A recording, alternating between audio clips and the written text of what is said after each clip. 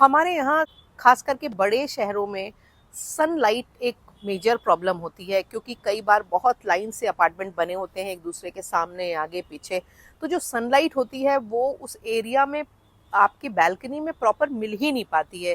या कई बार ऐसा होता है कि जो आपकी बड़ी सबसे अच्छी बैल्कनी है या आपकी एक भी बैल्कनी है, वहाँ पर सनलाइट थोड़ी देर के लिए रहती है और फिर नतीजा क्या होता है, आप प्लांट्स लाके लगाते हैं पर आपके प्लांट्स खराब होते हैं, अनहेल्दी होते हैं, उनमें तरह तरह के इन्फेस्टेशंस होते हैं और फिर आप होते हैं अपसेट और आपको खराब लगता है। और उसका सारा दोष ज़्यादातर टाइम आप या तो खुद को दे देते हैं और आपको लगता है कि आपको केयर करना नहीं आता है, और या फिर आप दे देते हैं नर्सरी वाले को। नमस्कार, आप देख रहे हैं गार्डनिंग एस्थेटिक्स। मैं हूं अनीता दिनेश।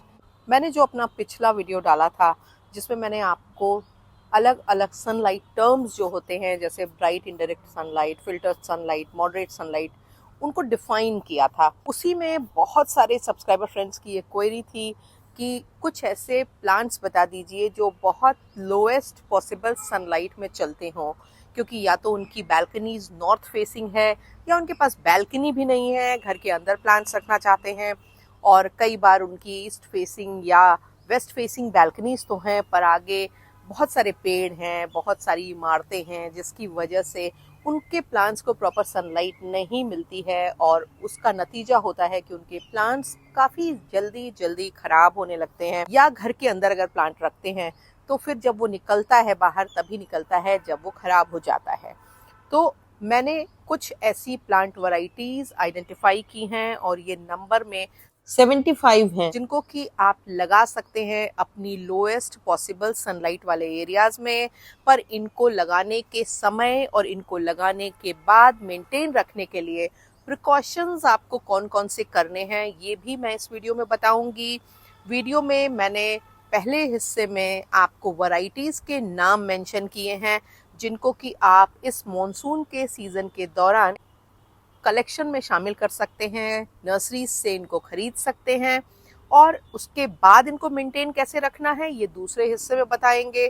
और पहले हिस्से में भी मैंने जो आपको वैरायटीज बताई हैं उनके जो एवरेज प्राइस है इंडिया में, उसके हिसाब से मैंने उनको कैटेगरीज में डिवाइड कर दिया है। यानी कि 150 तक के प्लांट हैं उनको लो प्राइस रेंज में, और जो 250-300 तक के प्लांट हैं उनको मॉडरेट प्राइस रेंज में, और जो 300 अबव प्लांट्स हैं उनको हाई प्राइस रेंज में शामिल कर दिया है, सो दैट कि मेरे तमाम फ्रेंड्स को उनके प्राइस के बारे में एक रफ आइडिया लगे, ताकि वो जब इन प्लांट्स को खरीदना भी चाहें तो अपने बजट का आइडिया कर दें। सबसे पहले हिस्से में प्लांट वैरायटीज की बात करेंगे और दूसरे हिस्से में उनकी जो बेसिक केयर आपको क्या करनी हो। और वीडियो को शुरू करें उसके पहले अगर अभी तक आपने मेरे चैनल को सब्सक्राइब नहीं किया है तो मेरी गुजारिश है कि चैनल को सब्सक्राइब कर लीजिए, बेल आइकन जरूर पुश कर दिया करें, जिसकी वजह से गार्डनिंग से रिलेटेड जो भी मैं अपडेट करती हूँ वो आप तक पहुँचता है। और वीडियो जब पसंद आते हैं तो उन पे कमेंट करने से, उन पे लाइक करने से और उनके लिंक को अपने गार्डनिंग लविंग फ्रेंड्स के संग शेयर करने से हमारे वीडियोस की रीच बढ़ती है, वो ज़्यादा लोगों तक पहुंचते हैं। तो ये भी एक ऐसा रिवॉर्ड है जो आपको मुझे दे ही देना चाहिए। तो जिन प्लांट वैरायटीज़ के ज़्यादातर प्लांट अच्छे से चलते हैं उनको यहाँ मैं वैरायटी के तौर पे मेंशन कर दूंगी, और जिन प्लांट वैरायटीज़ के सेलेक्टिव प्लांट्स चलते हैं उनको मैं आपकी कन्वीनियंस के लिए डिफरेंट प्राइस कैटेगरीज में डाल करके डिस्क्राइब करूंगी। पहले हिस्से में 150 रुपए तक मिलने वाले जो लो लाइट कंडीशन में ग्रो होने वाले प्लांट्स हैं उनमें सबसे इम्पोर्टेंट और इंटरेस्टिंग है ग्रीन और वेरीगेटेड स्पाइडर प्लांट। कहीं भी मिल जाएगा, बास्केट्स में लग के बहुत अच्छा लगता है। फिर लेडी रैपिस पाम, ये भी प्लांट काफी कम लाइट में बहुत ही अच्छा रहता है।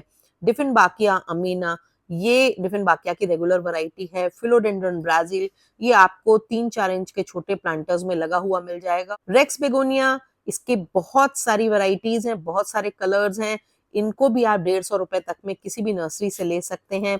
फिलोडेंड्रॉन बर्ल मार्क्स, ये भी आपको पोथोस की तरह छोटे पॉट्स में लगा मिलेगा। फिलोडेंड्रॉन मार्टियनम भी आपको छोटे 3 इंच के 4 इंच के नर्सरी पॉट्स में लगा हुआ इसी कीमत में मिल जाएगा। फिलोडेंड्रॉन हार्टलीफ भी बिल्कुल आपको इसी रेंज में और इसी साइज के प्लांटर्स में मिलेगा। बेगोनियम की भी बहुत सारी ऐसी नॉर्मल वैरायटीज हैं जो आपको 150 के अंदर की रेंज में छोटे प्लांटर्स में लगी हुई मिल जाएंगी। ये लो लाइट में बहुत अच्छा परफॉर्म करते हैं। Boston fern, golden pothos, philodendron erubescens, भी एक अच्छा ऑप्शन है 150 के अंदर लगाए जाने वाले प्लांट में। क्लेडियम की तमाम ऐसी वैरायटी होती हैं जिनके 150 में काफ़ी सारे बल्ब आपको मिल जाएंगे जिनसे नए प्लांट आप बना सकते हैं। दूसरी रेंज में मैंने जो प्लांट रखे हैं ये 300 तक की रेंज है, और इसमें जो डिसेंट साइज का प्लांट है वो आपको इस रेंज में मिलेगा। शेफलेरा की ग्रीन और वेरीगेटेड वैरायटी इसमें मिल जाएंगी। ग्रीन वैरायटी रिलेटिवली थोड़ी सस्ती होती है और वेरीगेटेड वैरायटीज उससे 50-60 रुपए ज़्यादा प्राइस में मिलेगी। वेरीगेटेड 2-3 वैरायटी आती हैं। फिलोडेंड्रॉन मूनलाइट, लाइट ग्रीन पत्तियों वाली फिलोडेंड्रॉन की ये वैरायटी है, इसका भी एक डिसेंट साइज का प्लांट आपको प्राइस रेंज में मिल जाएगा। बर्ल मार्क्स वेरीगेटेड की जो वैरायटी है ये भी आप अपने लो सनलाइट एरियाज में लगा सकते हैं। बस ध्यान ये रखना कि बहुत ज़्यादा दबा के या छुपा के लगाने की बजाय खुली या ओपन साइड में लगाना, ताकि इसको बहुत अच्छे से हवा मिलती रहे। कैलेथिया जेब्रीना भी एक ऐसी वैरायटी है जो आप अपने कम लाइट वाले एरियाज में लगा सकते हैं। फिलोडेंड्रन फ्लोरिडा घोस्ट, पीस ली की जितनी भी वैरायटी हैं वो आपको 100 रुपीज से लेकर के और 350 की रेंज में मिल जाएंगी। एरिका पाम का भी एक डिसेंट साइज का जो प्लांट है वो लगभग 300 के अंदर अंदर मिल जाएगा, हालांकि इसकी शुरुआत 80 रुपीज से हो जाती है। फिलोडेंड्रन सेलम का भी प्लांट्स के संग ऐसा ही है, छोटा सा प्लांट आपको 100 रुपीज में आसानी से मिलेगा, फिर जैसे जैसे बड़ा होता जाएगा प्राइस बढ़ता जाता है। एलोकेशिया ओडारा नाम की ये जो एलोकेशिया की वैरायटी है इसका भी एक मीडियम साइज का प्लांट आपको विद इन 300 मिल जाएगा, पर जैसे जैसे बहुत बड़ा जाइंट होगा बढ़ता जाएगा। फिलोडेंड्रॉन मामेई के संग भी ऐसा ही है कि इसकी छोटा एक प्लांट आपको आराम से विद इन 300 रुपीज मिल जाएगा। बहुत सुंदर और हार्डी वैरायटी है। एलोकेशिया क्यूकालाटा के संग भी ऐसा ही है। डिफिनबेकिया स्नो नाम की जो डिफिनबेकिया की वैरायटी है ये भी आपको इसी रेंज में मिल जाएगी। स्ट्रोमेंथे ट्रायोस्टार, इसके लिए भी आपको यही ध्यान रखना है कि वेंटिलेशन प्रॉपर होना चाहिए। सिंडेप्सिस की कई वैरायटीज मेरे पास है जिनमें ये सिल्वर हीरो अभी कुछ दिन पहले मैंने ली थी, ये बहुत अच्छी चल रही है लो लाइट में। और इसके अलावा सिंडेप्सिस की एक ब्लैक ये वैरायटी है, ये भी काफी अच्छी चल रही है, अच्छी ग्रोथ इसने दिखाई है और बहुत लो लाइट एरिया में मैंने रखा है। इसके अलावा सिंडेप्सिस की जो नॉर्मल वैरायटी है पिक्टस और एक्सोटिका, वो भी आपके लो लाइट एरिया में लगी रहेंगी और काफी अच्छे से ग्रो होती हैं, कुछ एक बारीकियों को अगर आप सीख लें तो। और फिर पिकॉक जिंजर है, ये गर्मियों में और बारिश में बहुत अच्छा ग्रो होता है, सर्दियों में थोड़ा डोरमेंट होता है। फिलोडेंड्रॉन पेंडेटम, ये वैरायटी भी अभी कुछ दिन पहले मैंने ली थी, पर इसमें भी अच्छी ग्रोथ दिखाई दे रही है और लो लाइट एरिया में ये काफी अच्छे से ग्रो हो रहा है। बर्ड नेस्ट फर्न भी अगर आप क्राउन एरिया को बचा के रखेंगे, पानी नहीं डालेंगे, तो ये आपके लो लाइट एरियाज में काफी अच्छा ग्रो होता है और काफी बड़ा हो जाता है। फ्लावरिंग एंथूरियम के बहुत सारे कलर्स ऐसे हैं जो आप अपने लो लाइट एरियाज में लगा सकते हैं, पर हमेशा एक तो आपको पानी में फ्लोराइड की मात्रा ना हो, ये ध्यान रखना पड़ेगा। दूसरा, इनको आपको लगाने के बाद अगर आप घर के अंदर लगा रहे हैं तो किसी सोर्स ऑफ लाइट के पास लगाइए, फिर देखिए आप इस तरह से बहुत ही अच्छी चमकदार इनके फूल भी निकलते रहेंगे। क्लेडियम एंजल्स विंग नाम की क्लेडियम की एक वैरायटी, ये भी बहुत हार्डी है और लो लाइट एरियाज में बहुत अच्छे से चलती है। केंजोई फर्न भी नेचुरली भी बहुत ही लो लाइट एरियाज में पाया जाता है। पिकॉक फर्न भी लो लाइट एरियाज में अच्छा चलेगा। कैंगरू फर्न, ये अच्छा थिक बुशी फर्न होता है जिसको आप बास्केट्स में भी लगा सकते हैं, प्लांटर्स में भी लगा सकते हैं। इसके अलावा हेमिलोमेना की ग्रीन जो वैरायटीज होती हैं वो इस रेंज में भी आ जाएंगी और वो लो लाइट एरियाज में बहुत अच्छे से चलती हैं। इनको कलरफुल वैरायटीज के मुकाबले थोड़ी कम सनलाइट की ज़रूरत होती है, और देखिए लो सनलाइट एरियाज में पत्तियों में कितनी ज़्यादा शाइन है।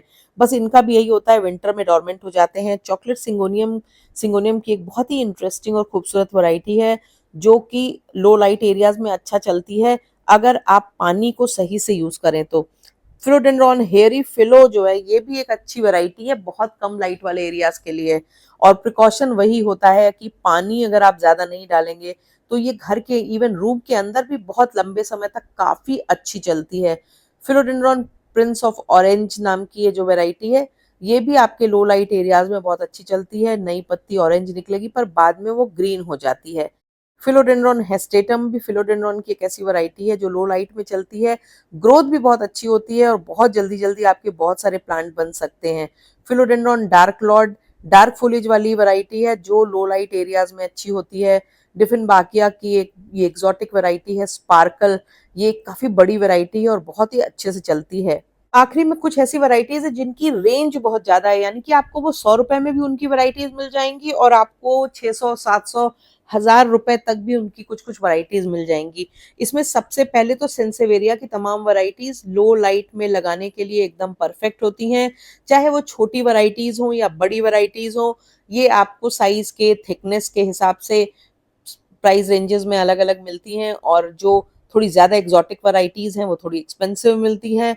नॉर्मल वैराइटीज़ आपको नॉर्मल प्राइस में मिलेंगी। प्लांटर के साइज़ और प्लांट की थिकनेस के ऊपर भी इनका प्राइस डिपेंड करता है, पर कितने भी डार्क कॉर्नर्स में अगर आप पानी का ध्यान रख के इनको लगा देंगे तो ये बहुत अच्छे से ग्रो होते रहते हैं। इसके अलावा ज़ीज़ी प्लांट की भी जितनी भी वैराइटीज़ हैं, चाहे वो ब्लैक रेवन हो, चाहे वो नॉर्मल जीजी प्लांट हो या फिर ट्विस्टेड लीफ वाला हो, ये तमाम वैराइटीज आपकी filtered to low sunlight areas में बहुत अच्छा परफॉर्म करती हैं। एग्लोनिमा की जो ग्रीन वैराइटीज होती हैं वो कम लाइट वाले एरिया में लगाने के लिए ज्यादा बेटर होती हैं बनिस्बत की कलरफुल वैराइटीज के, क्योंकि कलरफुल वैराइटीज अक्सर ऐसा होता है कि कम लाइट अगर होगी तो विंटर्स में खराब होने का उनकी पूरे पूरे चांसेस होते हैं और या फिर उनकी पत्तियां बहुत ही डल और ड्रूपी होने लगती हैं। इसलिए अगर आपके यहाँ लो सनलाइट एरिया है या कम सनलाइट आती है तो फिर एग्लोनिमा की इन स्क्रीन पे लिखी हुई ग्रीन वैरायटीज को प्रेफरेंस दें, इन्हीं को लगाएं, इन्हीं को कलेक्ट करें। एक तो ये वैरायटीज हार्डी होती हैं और दूसरी बात इनमें से ज्यादातर वैरायटीज काफी थिक होती हैं, तो वो देखने में भी एक बहुत ही अच्छा सा आपके एरिया को लुक देती हैं और इजी टू मेंटेन भी होती हैं कलरफुल वैरायटीज के मुकाबले। और भी बहुत ही अट्रैक्टिव खूबसूरत प्लांट हैं जैसे Baltic blue pothos, money plant की एक वैरायटी है, बहुत फास्ट ग्रोइंग है, लो लाइट में चलती है। एलोकेजिया मेलो भी मैंने लगा रखा है लो लाइट एरिया में और काफी अच्छा इसका परफॉर्मेंस है।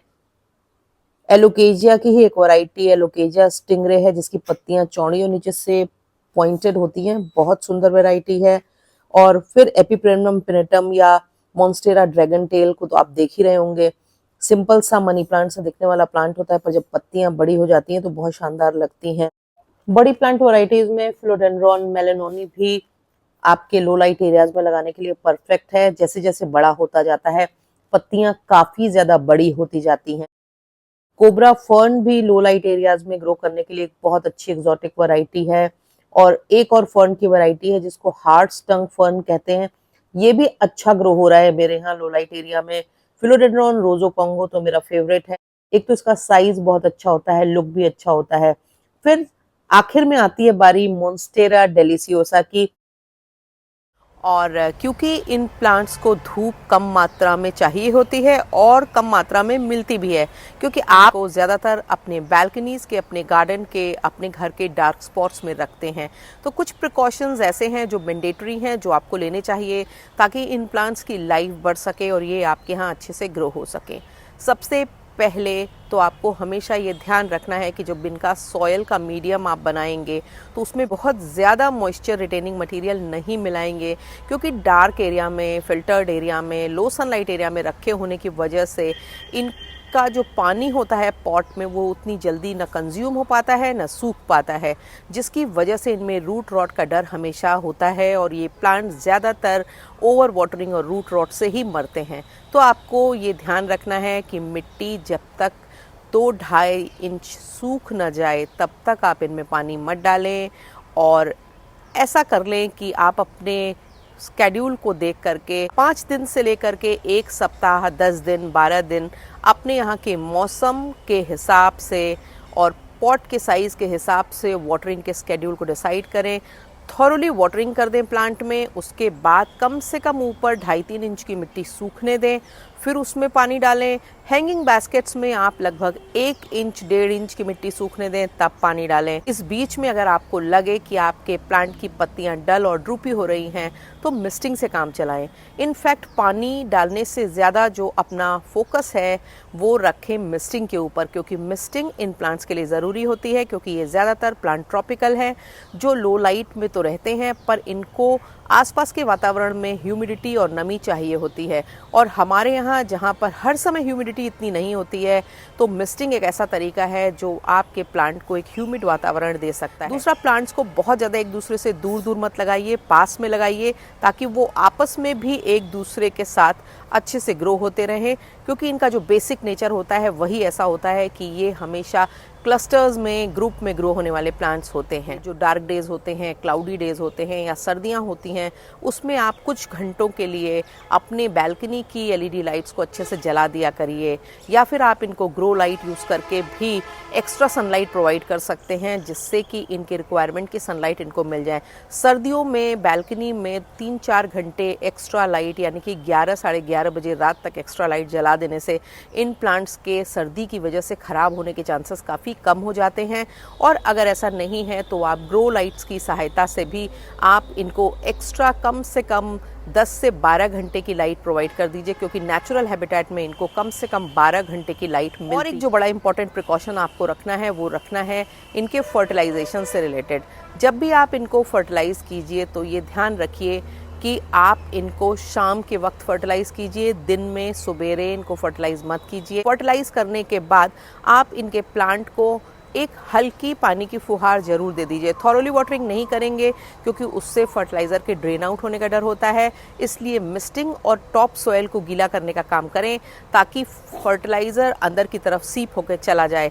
और अगर आप लिक्विड फर्टिलाइज़र यूज़ करेंगे तो वो और भी अच्छे रिजल्ट्स देगा, या वो ज़्यादा बेहतर ऑप्शन होगा। इन प्लांट्स को क्योंकि सनलाइट की कम रिक्वायरमेंट भी होती है और हमारे यहाँ उनको सनलाइट कम भी मिल रही है, तो उनको न्यूट्रिएंट्स प्रोवाइड करना हमेशा अच्छा रहेगा। आप 1.5 से 2 महीने में एक बार इनको कोई भी लिक्विड ऑर्गेनिक मैन्योर जिसमें NPK 19-19-19 हो और माइक्रो न्यूट्रिएंट हो, उनको दे सकते हैं। आप किसी भी तरह का माइक्रो न्यूट्रिएंट यूज़ कर सकते हैं। आप किसी भी तरह का माइक्रो न्यूट्रिएंट यूज़ कर सकते हैं। आप सीवीड फर्टिलाइज़र को भी यूज़ कर सकते हैं।